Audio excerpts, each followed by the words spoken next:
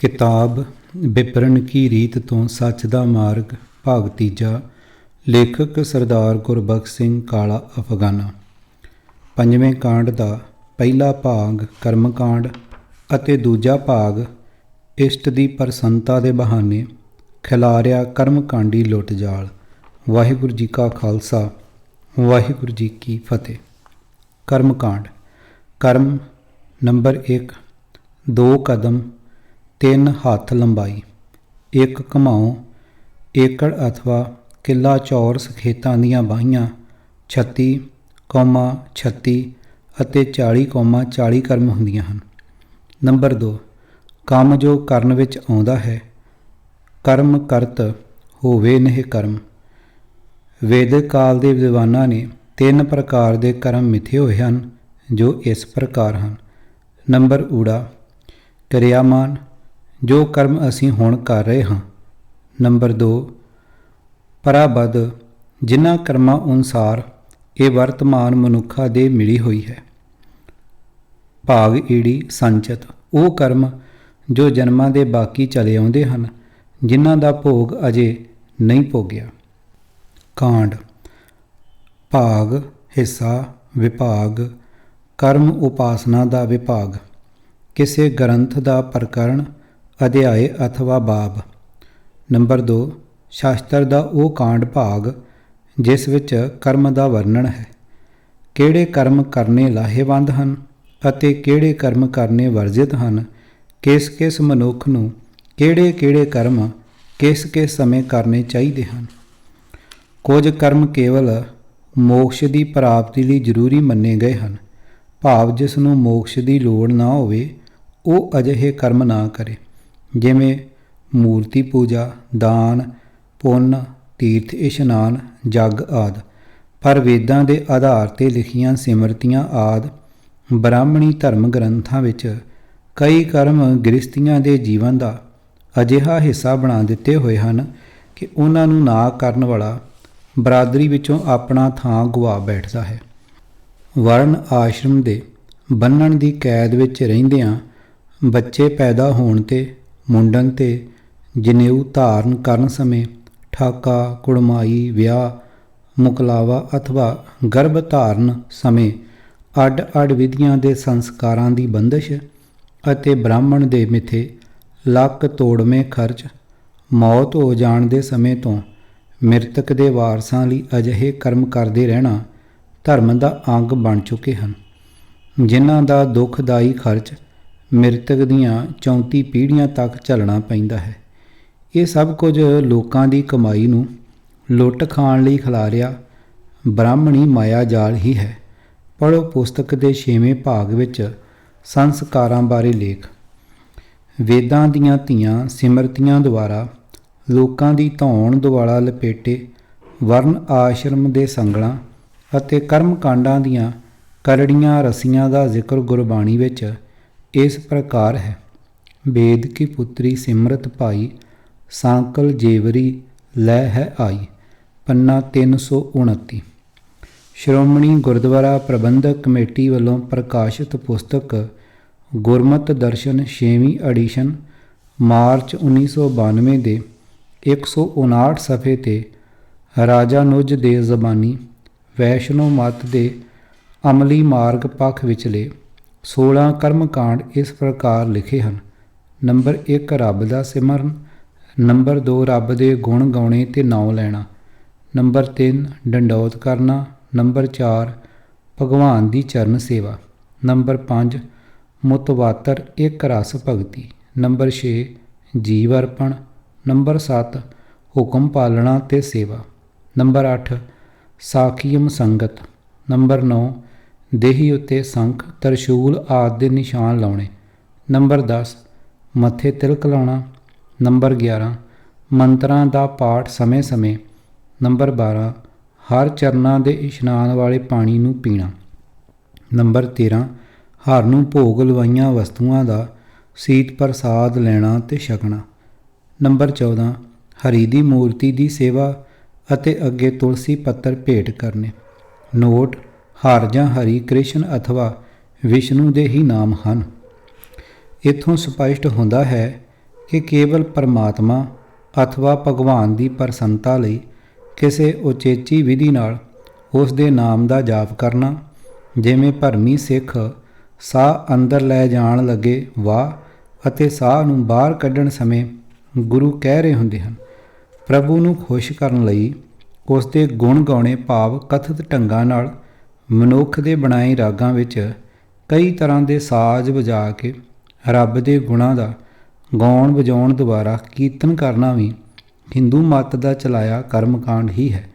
ਉਪਰੋਕਤ 14 ਨੰਬਰ 'ਤੇ ਭਗਵਾਨ ਦੀ ਮੂਰਤੀ ਦੀ ਸੇਵਾ ਦੇ ਜ਼ਿਕਰ ਤੋਂ ਅਸਾਂ ਇਹ ਵੇਖਣਾ ਹੈ ਕਿ ਕੀ ਕਿਤੇ ਅਸੀਂ ਵੀ ਕੋਈ ਅਜਿਹੀ ਕਰਮਕਾਂਡੀ ਸੇਵਾ ਗੁਰੂ ਦਰਬਾਰ ਵਿੱਚ ਤਾਂ ਨਹੀਂ ਲਿਆ ਵਾੜੀ।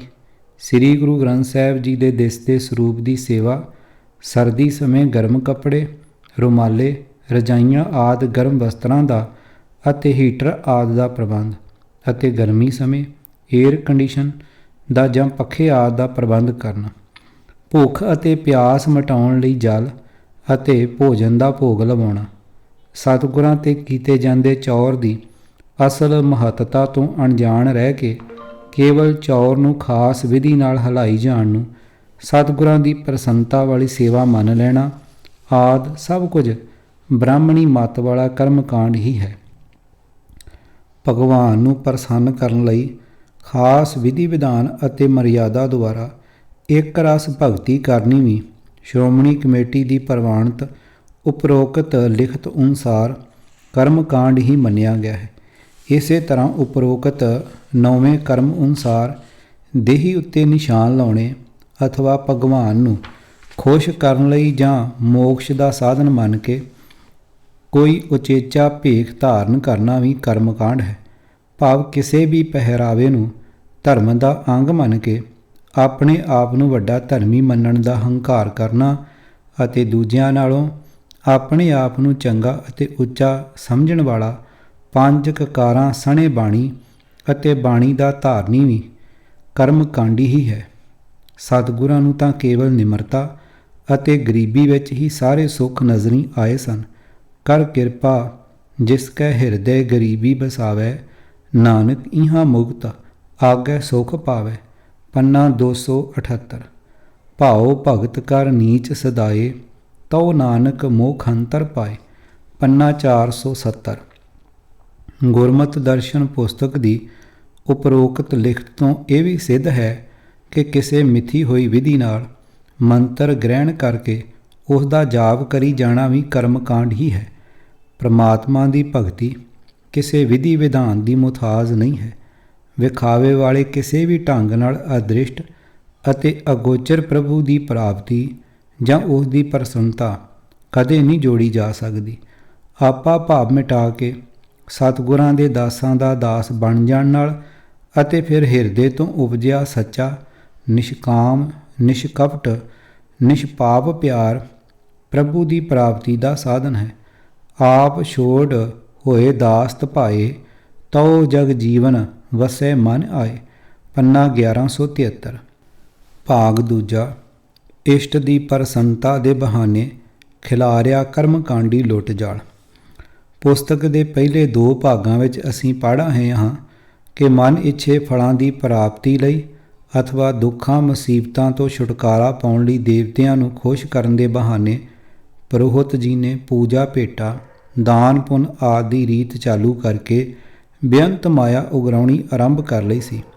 ਫਿਰ ਦੇਵਤਿਆਂ ਦੀ ਖੁਸ਼ੀ ਲਈ ਵੱਧ ਤੋਂ ਵੱਧ ਪੌਸ਼ਟਿਕ ਅਤੇ ਸੁਆਦਲੇ ਪਕਵਾਨ ਤਿਆਰ ਹੋ ਕੇ ਦੇਵੀ ਦੇਵਤਿਆਂ ਦੀ ਭੇਟਾ ਚੜ੍ਹਨ ਲੱਗ ਪਏ, ਕਿਉਂਕਿ ਖਾਣਾ ਅਥਵਾ ਭੋਗਣਾ ਸਭ ਕੁਝ ਪੁਰੋਹਿਤ ਪੁਜਾਰੀ ਨੇ ਆਪ ਹੀ ਹੁੰਦਾ ਸੀ। ਸੋ ਦੇਵੀ ਦੇਵਤਿਆਂ ਨੂੰ ਭੋਗ ਲਾਉਣ ਦੀ ਮਰਜ਼ਾਦਾ ਧਰਮ ਦਾ ਅੰਗ ਬਣਾ ਲਈ। ਸੇਜਾ ਦਾਨ ਅਥਵਾ ਇਸਤਰੀ ਦਾਨ ਪੁੰਨ ਕਰਮ ਬਣ ਗਿਆ। ਤਰ੍ਹਾਂ ਤਰ੍ਹਾਂ ਦੇ ਕੀਮਤੀ ਅਤੇ ਸੁਗੰਧਿਤ ਮਸਾਲੇ ਪਾ ਕੇ ਅੱਡ-ਅੱਡ ਕਿਸਮ ਦੇ ਪਸ਼ੂ ਪੰਛੀਆਂ ਦੇ ਮਾਸ ਦਾ ਸਵਾਦਿਸ਼ਟ ਮਾਸ ਭੋਜਨ ਅਤੇ ਵਧੀਆ ਤੋਂ ਵਧੀਆ ਸ਼ਰਾਬ ਨੇ ਮੰਦਰਾਂ ਵੱਲ ਨੂੰ ਵੀ ਆਪਣੇ ਮੁਹਾਣੇ ਮੋੜ ਲਏ ਸਨ। ਭਾਵ ਜੋ ਕੁਝ ਐਸ਼ ਪ੍ਰਸਤੀ ਵਾਲੇ ਭਵਨਾਂ ਵਿੱਚ ਹੋਇਆ ਕਰਦਾ ਸੀ, ਉਹ ਸਭ ਕੁਝ ਧਰਮ ਦਾ ਅੰਗ ਬਣ ਕੇ ਧਰਮ ਅਸਥਾਨਾਂ ਵਿੱਚ ਪੁੱਜਣ ਲੱਗ ਪਿਆ। ਅਸੀਂ ਇਹ ਵੀ ਪੜ੍ਹ ਆਏ ਹਾਂ ਕਿ ਲੋਕਾਂ ਨੇ ਬ੍ਰਾਹਮਣ ਦੇ ਆਰੇ ਹੇਠ ਬੈਠ ਕੇ ਆਪਣਾ ਸਰੀਰ ਅੱਧ ਵਿੱਚੋਂ ਕਟਵਾ ਲੈਣਾ ਮੋਕਸ਼ ਪ੍ਰਾਪਤੀ ਦਾ ਸਾਧਨ ਮੰਨ ਲਿਆ ਸੀ। ਫਿਰ ਕੰਨਿਆਦਾਨ ਨੂੰ ਕਈ ਕੁੱਲਾਂ ਤਾਰ ਦੇਣ ਦਾ ਵਸੀਲਾ ਮੰਨ ਕੇ ਹਜ਼ਾਰਾਂ ਬੱਚੀਆਂ ਪੱਥਰਾਂ ਨਾਲ ਵਿਆਹੀਆਂ ਜਾਣ ਲੱਗ ਪਈਆਂ। ਪਸ਼ੂ ਪੰਛੀਆਂ ਦੀ ਕੁਰਬਾਨੀ ਨਾਲ ਸੰਬੰਧਿਤ ਅੱਡ ਅੱਡ ਨਾਂ ਵਾਲੇ ਅਤੇ ਅੱਡ ਅੱਡ ਵਿਧੀਆਂ ਵਾਲੇ ਕਈ ਜੱਗਾਂ ਤੋਂ ਪਾਪਾਂ ਦਾ ਨਾਸ਼ ਕਰ ਲੈਣ ਬਾਰੇ ਅਤੇ ਮਨ ਇੱਛੇ ਫਲ ਪ੍ਰਾਪਤ ਕਰ ਲੈਣ ਬਾਰੇ ਕਹਾਣੀਆਂ ਵੀ ਅਸਾਂ ਪਹਿਲੇ 2 ਭਾਗਾਂ ਵਿੱਚ ਪੜ੍ਹੀਆਂ ਹਨ ਅਤੇ ਫਿਰ ਇਹ ਵੀ ਪੜ੍ਹ ਆਏ ਹਾਂ ਕਿ ਪ੍ਰੋਹਤ, ਪੁਜਾਰੀ, ਜੋਗੀ, ਜੰਗਮ, ਸਰੇਵੜੇ, ਭਾਟੜੇ ਆਦਿ ਕਈ ਰੂਪਾਂ ਵਿੱਚ ਪ੍ਰਗਟ ਹੋ ਰਹੇ ਵਿਪਰ ਜੀ ਦੀ ਅਤੇ ਮੰਦਰਾਂ ਵਿੱਚ ਆ ਕੇ ਕਈ ਦਿਨ ਠਹਿਰਨ ਵਾਲੇ ਹੋਰ ਅਨੇਕ ਨਾਵਾਂ ਹੇਠ ਬਣੇ ਦਰਸ਼ਨਾਂ ਵਿਚਲੇ ਬ੍ਰਾਹਮਣਾਂ ਦੀ ਕਾਮ ਅਗਨੀ ਨੂੰ ਠੰਡਾ ਕਰਦੇ ਰਹਿਣ ਦਾ ਪੱਕਾ ਵਸੀਲਾ ਰਾਮਜਣੀਆਂ ਦੀ ਪਰਮਾਰ ਮੰਦਰਾਂ ਦੀ ਰੌਣਕ ਵਧਾਉਂਦੀ ਗਈ ਸੀ। ਇਸ ਭਾਗ ਦੇ ਆਰੰਭ ਤੋਂ ਹੀ ਅਸੀਂ ਪ੍ਰੋਹਤ ਜੀ ਦੇ ਕਰਮਕਾਂਡੀ ਧਰਮ ਦੇ ਦਰਸ਼ਨ ਕਰ ਰਹੇ ਹਾਂ। ਮੂਰਤੀ ਪੂਜਾ ਬਾਰੇ ਗੁਰਮਤਿ ਸਿਧਾਂਤ ਸਮਝਿਆ ਹੈ। ਵਿਪਰ ਦੇ ਲਿਖੇ ਹਿੰਦੂਆਂ ਦੇ ਗ੍ਰੰਥਾਂ ਤੋਂ ਅਸਾਂ ਪ੍ਰੋਹਤਵਾਦੀ ਤੀਰਥਾਂ ਦੇ ਝੂਠ ਪੋਲ ਦੀ ਅਸਲੀਅਤ ਸਮਝੀ ਹੈ। ਤੀਰਥ ਇਸ਼ਨਾਨਾਂ ਤੋਂ ਪਾਪਾਂ ਦੇ ਨਾਸ਼ ਹੋਣ ਦੇ ਭਰਮ ਅਤੇ ਮੋਖ ਪ੍ਰਾਪਤੀ ਬਾਰੇ ਬੜੇ ਵਹਿਮ ਦਾ ਪਾਜ ਨੰਗਾ ਕਰਨ ਵਾਲਾ ਬਹੁਪੱਖੀ ਗੁਰਬਾਣੀ ਸਿਧਾਂਤ ਪੜ੍ਹਿਆ ਹੈ। ਅਸੀਂ ਇਹ ਵੀ ਸਮਝ ਆਏ ਹਾਂ ਕਿ ਇਹ ਸਾਰਾ ਕੁਝ ਕਰਮਕਾਂਡੀ ਜਾਲ ਵੀ ਬ੍ਰਾਹਮਣ ਦੀ ਲੁੱਟ ਨੀਤੀ ਦੀ ਹੀ ਦੇਣ ਹੈ। ਅਗਿਆਨੀ ਅਤੇ ਭੋਲੇ ਸ਼ਰਧਾਲੂ ਨੇ ਇਹ ਸਭ ਕੁਝ ਕੇਵਲ ਇਸ਼ਟ ਭਗਵਾਨ ਦੀ ਖੁਸ਼ੀ ਤੋਂ ਅਧਿਆਤਮਕ ਲਾਭ ਅਥਵਾ ਸਵਰਗੀ ਸੁੱਖ ਪ੍ਰਾਪਤ ਹੋਣ ਦੀ ਆਸ ਨਾਲ ਹੀ ਆਰੰਭ ਕੀਤਾ ਸੀ। ਇਸ਼ਟ ਦੀ ਅਥਵਾ ਈਸ਼ਵਰ ਦੀ ਖੁਸ਼ੀ ਹਾਸਲ ਕਰ ਸਕਣ ਵਾਲਾ ਇਹ ਸਭ ਕੁਝ ਕਿਸੇ ਨਾ ਕਿਸੇ ਰੂਪ ਵਿੱਚ ਅੱਜ ਵੀ ਧਰਮ ਅਸਥਾਨਾਂ ਦੀ ਰੌਣਕ ਬਣ ਰਿਹਾ ਹੈ। ਇਸ਼ਟ ਅਥਵਾ ਭਗਵਾਨ ਨੂੰ ਪ੍ਰਸੰਨ ਕਰਕੇ ਸਦਗਤੀ ਦੀ ਆਸ ਵਾਲੇ ਸਾਰੇ ਉਦਮ ਕਰਮਕਾਂਡ ਦਾ ਪਹਿਲਾ ਦੁਖਦਾਈ ਰੂਪ ਹੈ। ਕਿਤਾਬ ਵਿਪਰਨ ਕੀ ਰੀਤ ਤੋਂ ਸੱਚ ਦਾ ਮਾਰਗ ਭਾਗ 3 ਲੇਖਕ ਸਰਦਾਰ ਗੁਰਬਖਸ਼ ਸਿੰਘ ਕਾਲਾ ਅਫਗਾਨਾ 5ਵੇਂ ਕਾਂਡ ਦਾ ਪਹਿਲਾ ਅਤੇ ਦੂਜਾ ਭਾਗ। ਆਵਾਜ਼ ਗੁਰਜੰਟ ਸਿੰਘ ਰੂਪਵਾਲੀ। ਵਾਹਿਗੁਰੂ ਜੀ ਕਾ ਖਾਲਸਾ, ਵਾਹਿਗੁਰੂ ਜੀ ਕੀ ਫਤਿਹ।